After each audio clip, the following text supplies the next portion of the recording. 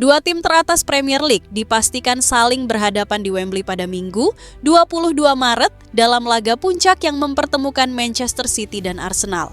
Kepastian itu datang setelah performa tandang Newcastle United kembali bermasalah. Pasukan Eddie Howe takluk 1-3 di Stadion Etihad dengan Omar Marmoush tampil sebagai pembeda lewat 2 gol yang semakin menegaskan dominasi tuan rumah pada laga tersebut. Sementara Arsenal melangkah ke final Carabao Cup 2020, 5-2026 usai menyingkirkan Chelsea. The Gunners lolos dengan keunggulan agregat 4-2 usai, menang 1-0 di leg kedua di Emirates Stadium pada Rabu, 4 Februari 2026. Net Goal Plus kali ini akan mengulas bagaimana City dan Arsenal menapaki jalur menuju Wembley, serta apa yang bisa diharapkan dari duel dua kekuatan teratas Inggris di panggung final.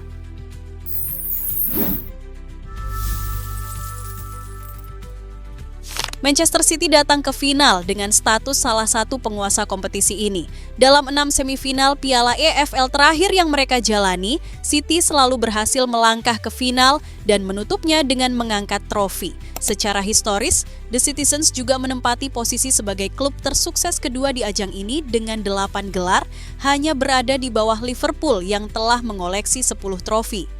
Di sisi lain, Arsenal memastikan tiket ke final Piala EFL ke-9 mereka setelah menyingkirkan rival sekota Chelsea dengan agregat 4-2. Final ini menjadi yang pertama bagi The Gunners dalam 6 tahun terakhir, sekaligus menandai konsistensi baru di era Mikel Arteta yang perlahan kembali membawa Arsenal ke panggung-panggung penentuan. Bagi kedua tim, partai puncak di Wembley bukan sekadar soal Piala Liga. Ini adalah peluang meraih trofi mayor pertama musim ini, sekaligus momentum penting yang bisa memberi dorongan psikologis besar dalam perburuan gelar domestik. Baik City maupun Arsenal masih bertahan di Liga Champions dan Piala FA, sehingga peluang menyapu bersih trofi tetap terbuka lebar. Pertemuan ini juga memperpanjang rivalitas yang semakin mengeras dalam beberapa musim terakhir. Manchester City 2 kali menggagalkan Arsenal dalam perebutan gelar Liga Inggris pada 2023 dan 2024, meski The Gunners sempat memimpin klasemen. Musim ini situasinya kembali serupa. Arsenal berada di garis depan dan memburu gelar liga pertama mereka sejak 2004, dengan City terus mengintai dari belakang. Bagi Mikel Arteta, final Piala Liga menawarkan kesempatan meraih trofi mayor keduanya bersama Arsenal setelah Piala FA 2020. Lebih dari itu, kemenangan di Wembley akan menjadi simbol keberhasilan mengalahkan mantan mentornya, Pep Guardiola, di panggung paling prestisius. Sementara bagi Guardiola, laga ini membuka peluang menambah koleksi trofi mayor ke-16 bersama Manchester City sejak 2016, sekaligus Piala Liga kelima dalam masa kepemimpinannya di Etihad.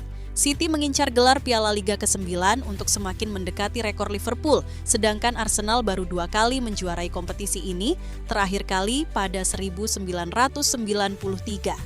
Final tahun ini juga mengulang edisi 2018 saat City keluar sebagai juara dan Arteta masih menjadi bagian dari staf kepelatihan Guardiola. Dengan sejarah, ambisi, dan rivalitas yang menyatu, final Piala Liga kali ini menjanjikan lebih dari sekadar penentuan juara. Wembley akan menjadi panggung ujian karakter dua kekuatan terbesar sepak bola Inggris saat ini. Dalam perebutan gelar dan final Piala EFL nanti, duel taktik antara Pep Guardiola dan Mikel Arteta menjadi salah satu kisah yang paling menarik untuk diikuti. Guardiola dikenal sebagai maestro penguasaan bola dan kontrol permainan, dengan era panjang di mana Manchester City hampir selalu mendominasi ball possession dan membangun serangan dari lini belakang.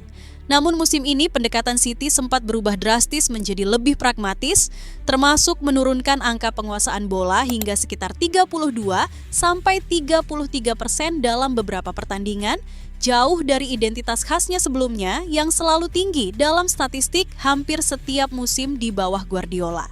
Sementara itu, Mikel Arteta telah mengembangkan gaya yang merupakan perpaduan antara pengaruh Guardiola, pengalaman bermainnya, dan filosofi pribadinya.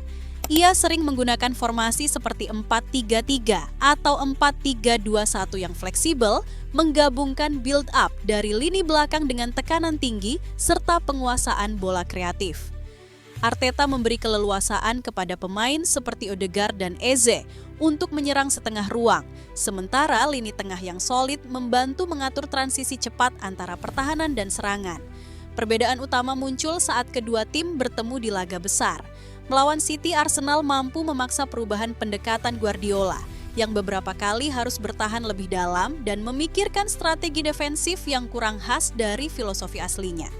Dalam duel di Emirates yang berakhir imbang 1-1, City hanya memegang bola sekitar sepertiga pertandingan dan lebih memilih bentuk pertahanan pragmatis di babak kedua, sesuatu yang kemudian disoroti banyak analis sebagai adaptasi taktik yang tidak biasa. Menariknya, dinamika ini menunjukkan bagaimana rivalitas taktik antara Guardiola dan Arteta kini lebih seimbang daripada sebelumnya. Arteta, bekas asisten Guardiola, kini mampu menahan dan bahkan mendesak City dalam beberapa pertemuan terakhir, mencatat rentetan tak terkalahkan melawan sang mentornya di Liga, termasuk kemenangan besar 5-1 dan hasil imbang dramatis. Pertemuan mereka di final Piala EFL nanti bukan sekadar laga gelar.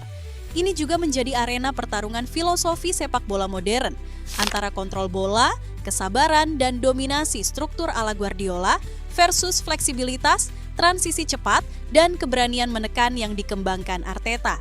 Siapa yang berhasil memaksakan taktiknya akan membuka babak berikutnya dalam persaingan dua manajer yang memiliki sejarah panjang bersama, namun kini saling berdiri sebagai rival taktik di puncak sepak bola Inggris.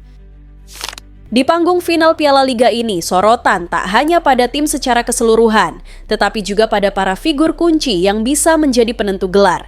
Erling Haaland tetap menjadi ancaman paling nyata untuk Manchester City. Sejak bergabung, Haaland telah menjadi mesin gol yang konsisten di level tertinggi, mencetak gol penting baik di liga domestik maupun di kompetisi Eropa, dan menjadi salah satu striker paling produktif di Inggris. Selain itu, sosok seperti Rodri tetap penting untuk stabilitas lini tengah City. Peran penghubungnya dalam menjaga ritme permainan dan menangkal tekanan lawan seringkali menjadi kunci apabila jalannya laga memanas. Sementara itu, pemain seperti Omar Marmoush memberikan dimensi taktis baru, bergerak lebih lebar untuk membuka ruang atau menarik perhatian lawan, sehingga rekan setim dapat masuk dari dalam. Di sisi Arsenal, cerita personal juga tak kalah kuat. Bukayo Saka muncul sebagai wajah generasi baru Arsenal, kreatif, lincah, dan berani mengambil risiko di daerah lawan. Saka terus menjadi tumpuan di sisi sayap dalam strategi Mikel Arteta, dan kemampuannya mencetak gol penting serta menciptakan peluang membuatnya menjadi kunci di laga-laga besar. Martin Odegaard senantiasa menjadi otak serangan, berperan sebagai pengatur tempo dan kreator utama yang menghubungkan lini tengah dan depan. Sementara Declan Rice menjadi tulang punggung di lini tengah, memberikan keseimbangan antara pertahanan dan serangan, dan seringkali menjadi stabilisator ketika laga berjalan ketat. Final Piala Liga ini pun menjadi momen pembuktian personal. Arena Wembley menyajikan panggung di mana para pemain ini bisa menunjukkan karakter terbaik mereka. Apakah itu Haaland yang mengeksekusi peluang besar, atau Saka dan Odegaard yang merangkai serangan tajam dan menentukan ritme permainan.